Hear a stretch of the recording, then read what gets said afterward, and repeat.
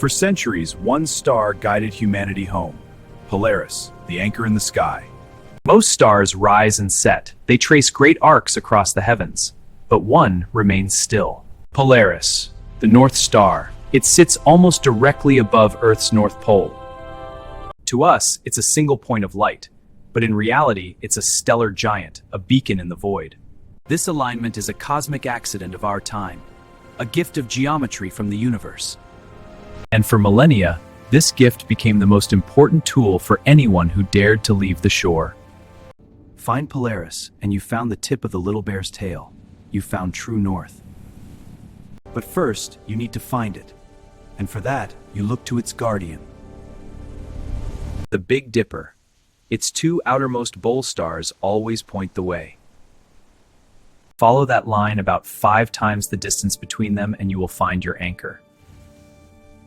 Imagine this.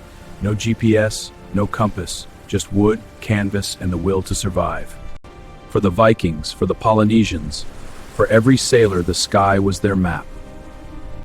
With a simple tool, they could measure the star's height above the horizon. That angle is your latitude. 60 degrees means you're at 60 degrees north. You could sail east or west, but with Polaris, you always knew where north was. On maps, they drew lines of latitude. The safest routes followed these star-determined paths. From the Vikings' simple bearing dial to the Arab world's sophisticated astrolabe. Unlike a compass, which points to a shifting magnetic north, Polaris was unwavering. It was the truth. It guided explorers to new worlds. And it held their hands in the most desperate places on Earth. It was the constant in a world of variables. When storms stole the horizon, they waited. And when the clouds parted, there it was. The anchor was still in the sky. It created sea lanes. It built empires. It brought people home. Every degree of latitude was a step into the known, guided by a single star. But the need to navigate isn't always about finding new lands. Sometimes it's about finding freedom. In 19th century America, for those escaping slavery on the Underground Railroad, the sky held a different kind of promise. They called it many things. The drinking gourd, the freedom star. Follow the drinking gourd. A song, a map, a code. It pointed the way north. Every step north was a step away from bondage, a step toward hope. Knowledge was passed down. The star was a secret shared in whispers. They followed it to rivers, which they crossed in the dead of night. They followed it from one safe house to the next, always heading for its light. Canada, the promised land, reached by following a star. For countless souls, Polaris wasn't just a navigation tool. It was a symbol. A symbol of constancy in a world that had given them nothing but change. A promise that there was a fixed point of goodness in the universe. And a guide, not just for the body, but for the spirit. The drinking gourd, the freedom star, Polaris. Today, we understand why Polaris holds this special place. It's a matter of celestial mechanics. Our planet spins. This spin defines our north and south poles. But Earth isn't a perfect sphere. The gravity of the sun and moon pulls on it, causing its axis to wobble. This is precession, a slow 26,000-year wobble. Thousands of years ago, it pointed to a star called Thuban. In 12,000 years, it will point to Vega. For now, we are in a golden age. Polaris holds the throne. Polaris itself is a system, a supergiant nearly 50 times the size of our sun with a smaller companion. It's 433 light-years away. When you look at Polaris, you're seeing light that began its journey in the 16th century. We now have satellites, we have GPS, a network of artificial stars.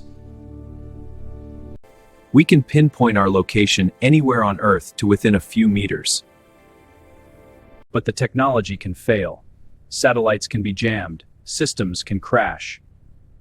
So every naval officer still learns the old ways. They learn to shoot a star. In the cockpit of a fighter jet, if the electronics go dark, the sky is still there.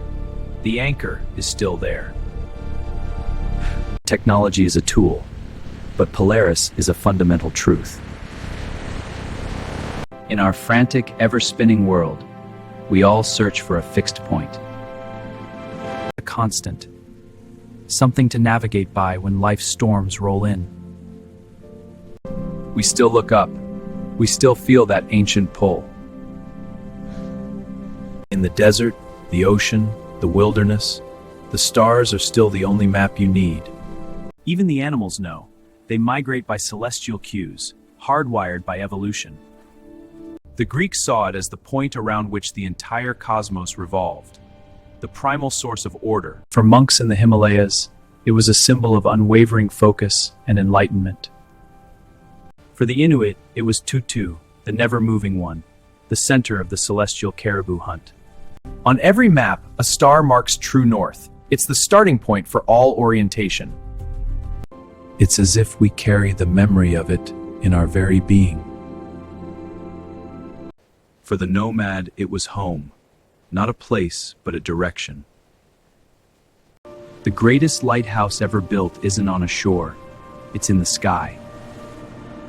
It unites us, from a Viking raider to a modern astronomer, from a fleeing slave to a lost hiker.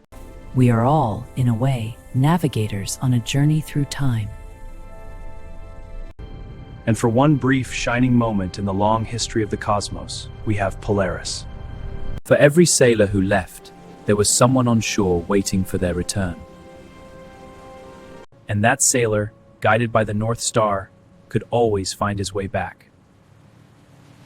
The star was the first point of the journey, and the last. After weeks or months at sea, the physical anchor finally finds the seabed. The star was the first point of the journey, and the last. But the celestial anchor, it never drops. It never fades. It waits, day after day, year after year. It waits for the next sailor, the next explorer, the next dreamer. A silent, steadfast companion in the vastness of the night. When everything else goes dark, look up. Look for the anchor. Look for Polaris.